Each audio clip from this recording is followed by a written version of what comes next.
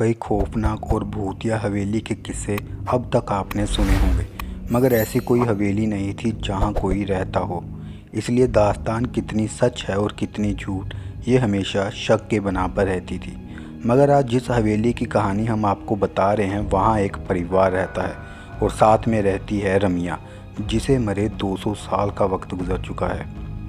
अगर वक्त के पन्नों का हिसाब लिया जाए तो ये दास्तान करीब 200 साल पुरानी है। उत्तर प्रदेश में एटा के पास एक हवेली है, वीरान नहीं बाकायदा आबाद है, एक परिवार के लोगों से मगर तबाह है एक रूह से। जी हाँ, इस हवेली में ज़िंदगी और मौत साथ साथ रहते हैं। अगर हादसों के मद्देनज़र फ़ैसला लिया जाए तो यहाँ मौत ज़िंदगी पर बहुत भारी पड़ती है।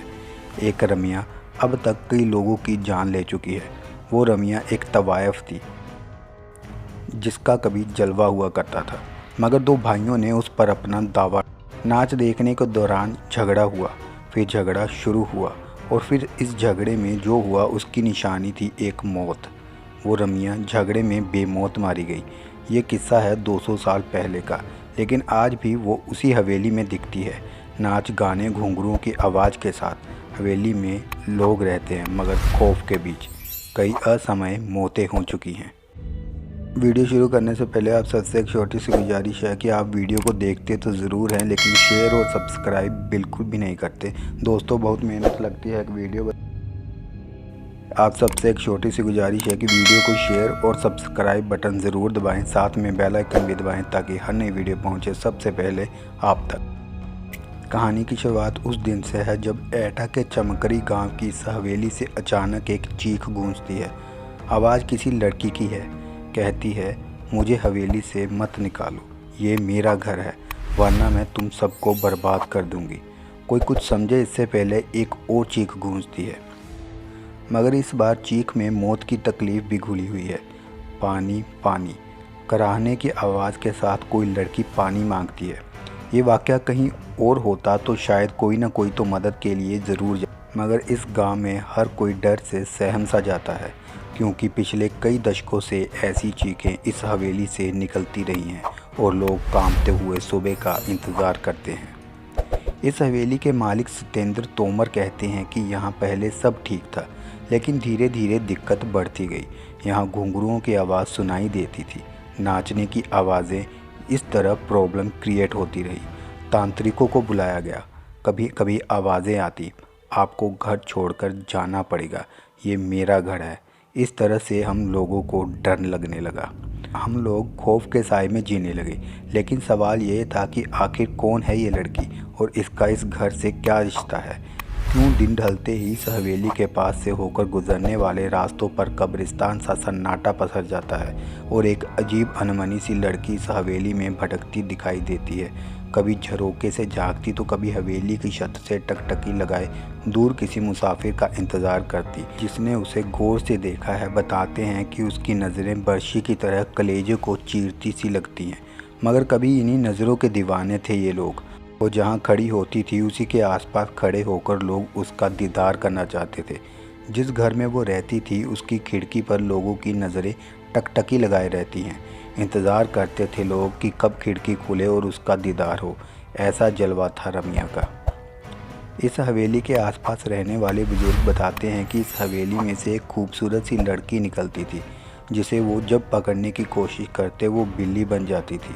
आज इस कोठी में ज़िंदगी और मौत दोनों का बसेरा है। दूसरी हवेलियों की तरह ये खाली नहीं है। यहाँ गुज़रे दौर की तवाइफ रमिया की रूह भी रहती है और इस कोठी के मालिक भी, मगर मौत के साए में लगातार सांस लेती इन जिंदगियों पर क्या गुजरती है, ये बताने के लिए काफ़ी है कई लोगों की मौत होना, क्योंकि इस हवेली ने अब तक कई अपनों को खो दिया है। हद तो ये है कि इस हवेली के बच्चे भी शैतानी करने या चहकने से पहले सोचने लगे हैं।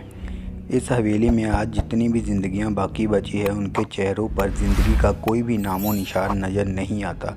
एक खूबसूरत मगर खौफनाक चेहरा उन्हें लगातार नज़र आता है, एकटक घूरता हुआ। शायद ये पूछता है कि इतने लोगों की मौत के बाद भी क्या हिम्मत बाकी है यहाँ रहने की। मगर रमिया आखिर क्यों इंतकाम की आग में झुलस रही है? क्यों उसे मासूम बच्चों पर भी तरस नहीं आता? क्या हुआ था उसके साथ? आखिर कौन थी रमिया बाई? उसकी पायल जब छनकती थी तो लोग दीवाने हो जाया करते थे। हर हवेली का मालिक ये सपना पाला करता था कि एक दिन ये घुंघरू सिर्फ उनके लिए खनकेंगे। बात करीब 200 साल पुरानी है, जब रमिया इस हवेली में मुजरा किया करती थी। रमिया के दीवाने इसी इलाके के 2 सगे भाइयों का नाम भी शुमार हुआ करता था, जो तकरीबन हर शाम उसी के पास गुजारा करते थे। मगर रमिया उस बला का नाम था जिसकी खूबसूरती और हुनर के आगे क्या रिश्ता और क्या नाते पल भर में बिखर जाते। और यही हुआ उन 2 भाइयों के साथ भी। रमिया को लेकर दोनों इस कदर जज्बाती हुए कि एक दूसरे की जान के दुश्मन बन गए। और जब रमिया ने बेकाबू हालात काबू करने की कोशिश की तो गुस्से से लहराता हुआ एक खंजर रमिया के शरीर में उतर गया। दरअसल ये कहा जाता है कि दोनों भाइयों की लड़ाई में रमिया बीच बचाव करने गई थी। वो चाहती थी कि दोनों में खून खराबा ना हो, लेकिन हुआ इसके ठीक उलट। खून तो हुआ, लेकिन उन दोनों भाइयों का नहीं बल्कि रमिया का, जिसका कोई कसूर नहीं था। अगर कोई कसूर था तो वो उसकी खूबसूरती का, कसूर था तो उसकी दीवानगी, कसूर था कि उसकी चमकती कमर और बलखाती चाल का, जिस पर वहाँ से 7 कोस दूर तक वाले भी खींचे चले आते। लेकिन आज उसी खूबसूरती पर 2 भाई ऐसे टूटे कि आपस में ही भिड़ गए और खंजर रमिया के सीने में घुस गया। वो खंजर बहुत गहरा जख्म छोड़ गया था। जिंदगी की सांसें उसकी टूटी हुई पायल के घुंघरुओं की तरफ बिखरती जा रही थी। मौत दस्तक दे चुकी थी और फिर रमिया के साथ ही नाच गाना, मस्ती ठिठोले, सब कुछ ख़त्म हो गया था उसकी मौत के साथ ही। और ये मौत इस हवेली पर बहुत भारी पड़ी। वक्त बीतता गया मगर उसकी यादें कभी धुंधली नहीं पड़ती भी कैसे, क्योंकि रमिया ने तो इस हवेली को छोड़ा ही नहीं था। वो आज भी लोगों को नज़र आती है, मगर गाती गुनगुनाती नहीं, बदहवास घूमती हुई, याद करती हुई उन सुनहरे दिनों की जब एक महफिल उठती नहीं कि दूसरी सजाने को बेताब लोग वहाँ पहुँच जाते। फ़र्क सिर्फ इतना है कि 2 साल पहले इस ड्योढ़ी से निकला हर कदम मस्ती से झूमता हुआ निकलता था, मगर आज यहाँ से लाशें निकलती हैं। इस बारे में हवेली मालिक सतेंद्र तोमर बताते हैं कि मेरी माँ को एक दिन साया दिखाई दिया था, इसके बाद उनकी मौत हो गई थी।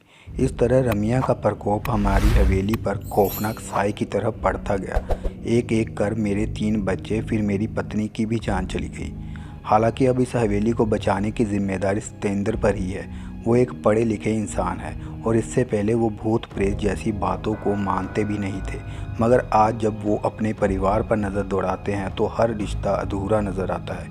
वो ज़िंदा हैं मगर पत्नी नहीं, कोई बच्चा ज़िंदा है तो माँ मर चुकी है, भाभी है मगर भाई जान गंवा चुका है। कहते हैं कि तोमर परिवार से पहले इस हवेली में गुप्ता परिवार रहा करता था।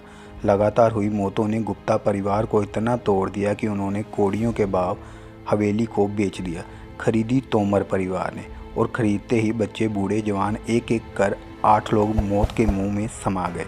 फिर सहारा लिया पूजा पाठ का, नतीजा इस बार उसकी जान चली गई जिसने पूजा करवाई थी। इस हवेली के बारे में पुरानी मालकिन आखिर क्या सोचती है?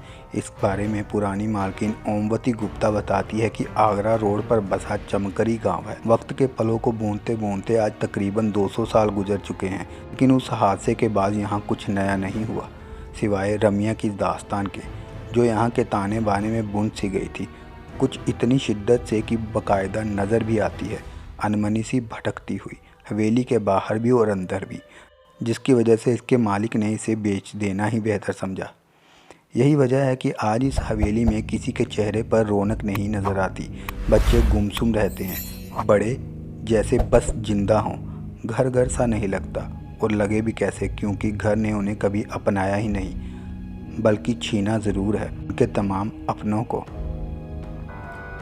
रमिया का सच क्या है हम नहीं कह सकते। हाँ, इतना ज़रूर कह सकते हैं कि यहाँ रहने वाले दोनों परिवारों में बेहिसाब बेवजह मौतें हुई हैं, और अगर ये सब कुछ इत्तेफाक है तो यकीनन बहुत खौफनाक इत्तेफाक है, शायद रमिया के खौफ से कहीं ज़्यादा खौफनाक।